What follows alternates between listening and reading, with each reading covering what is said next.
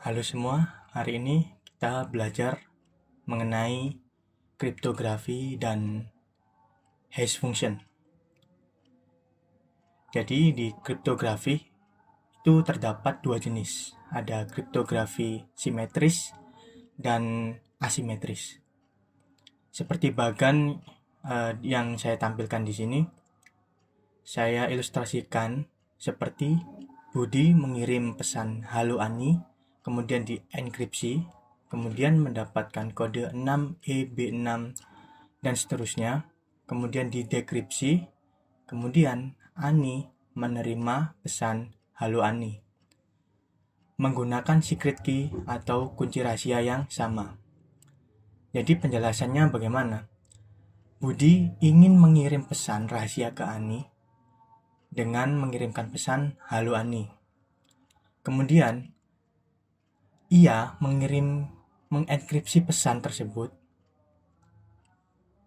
menggunakan kunci yang sama, yaitu secret key, menghasilkan kode acak seperti 6EB6 dan seterusnya. Kemudian Ani menerima kode tersebut dan menggunakan kunci secret key yang sama juga untuk mendeskripsinya kembali menjadi "Halo Ani".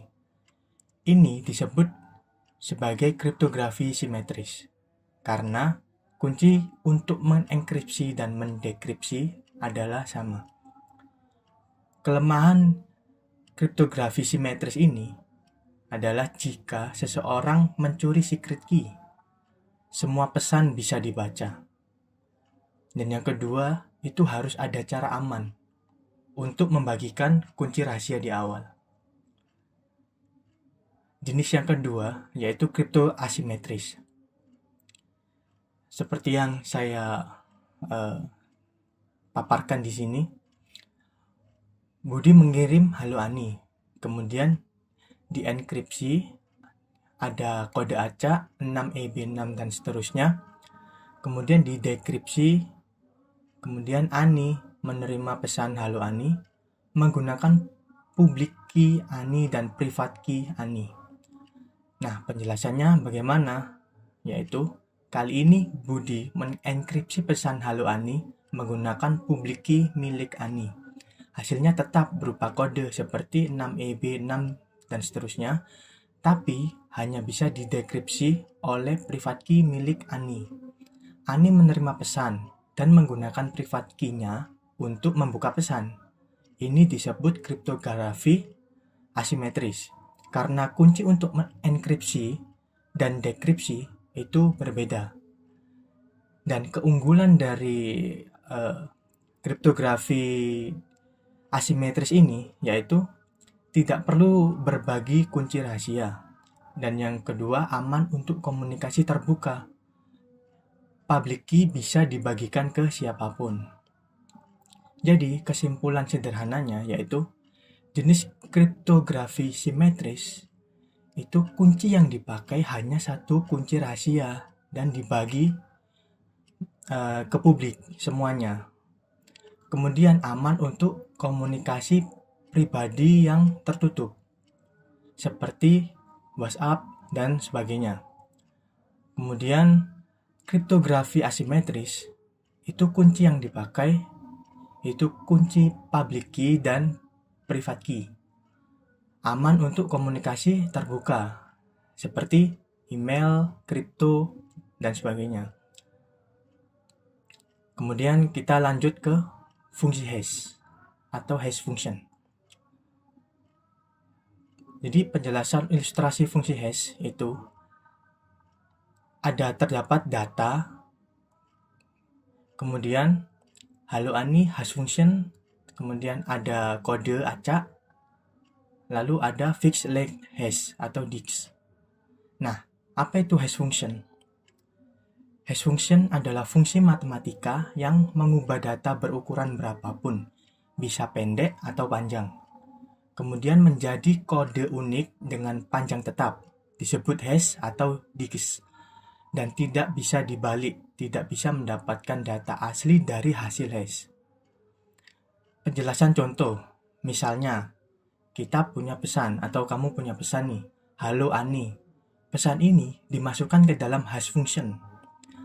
Nah, outputnya itu adalah kode acak seperti E883 dan seterusnya.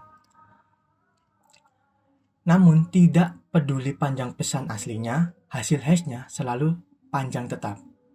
Ciri-cirinya hash function yang baik adalah input yang sama, hasil hashnya selalu sama. Proses hashing cepat dilakukan, tidak bisa membalik dari hash ke data asli. Perubahan kecil pada input, hasil hash berubah drastis. Sangat kecil kemungkinan dua input berbeda menghasilkan hash yang sama.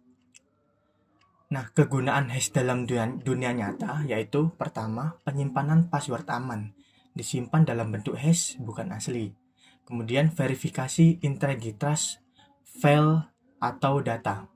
Kemudian digital signature dan blockchain atau kripto, misalnya hash pada blok Bitcoin. Kesimpulan singkatnya yaitu hash function seperti sidik jari digital, unik untuk setiap data, tidak bisa dibalik dan berfungsi untuk memastikan keaslian dan integritas.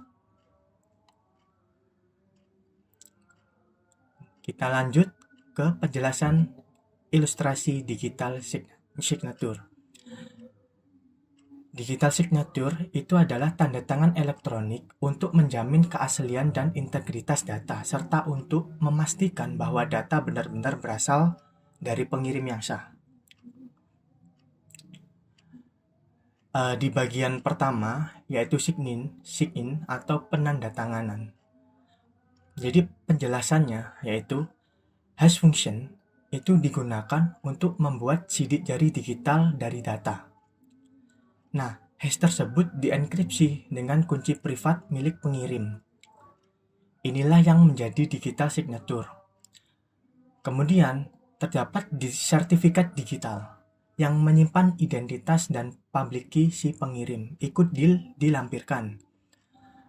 Kemudian data signature dan sertifikat itu dikirim sebagai satu paket.